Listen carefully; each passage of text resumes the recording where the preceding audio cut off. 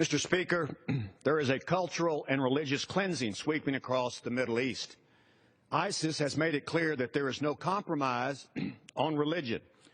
It is intolerant of any religious belief different than its own. If a person's not a Muslim, they are forced to pay a tax, convert, or be executed. In the face of this ugly terrorist group that preaches hate, Christians are persecuted. But ISIS is just one example of groups that are intolerant of Christians.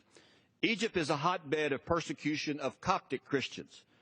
Some people thought after the fall of Mubarak things would get better, but that hasn't been true for Coptic Christians. A school teacher told a Coptic teenager to hide his cross that was on his necklace. He wouldn't do so. So the teacher encouraged the class to punish the boy to protect the name of Allah. His classmates beat him to death. He died because he was a Christian. A mere rumor that a Muslim girl was dating a Christian boy led to church burnings and a curfew for Christians. Since 2011, the U.S. Commission on International Religious Freedom has deemed Egypt a country of particular concern. In 2013, the Muslim Brotherhood blamed Coptic Christians for the downfall of President Morsi, even though it was the majority of the Egyptians that were tired of Morsi's oppressive rule.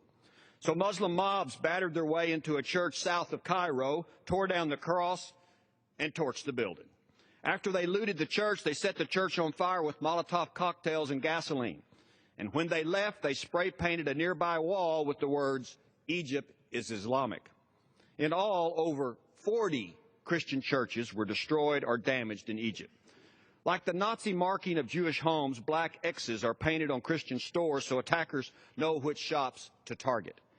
Dozens of houses, shops, hotels, and vehicles belonging to Christians have been burned and looted. The military said it would help rebuild churches that were destroyed, but the law requires non-Muslim places of worship to receive presidential approval before rebuilding a church. And of course, presidential approval is very difficult to obtain. So this is the government's way of stopping construction of Christian churches across Egypt. The government is still not protecting Coptic Orthodox Christians and their churches. Coptic Christians are often treated as second-class citizens by the government. Bishop Boulos was charged with blasphemy or defaming Islam in 2009 because he wanted to change his religion on his national identity card from Muslim to Christian. You see, Mr. Speaker, in Egypt, you have to put your religious affiliation on your identification card. After receiving multiple threats, his wife and his children were forced to flee the country. The prosecutors have ignored court deadlines for his trial, and he remains in prison today.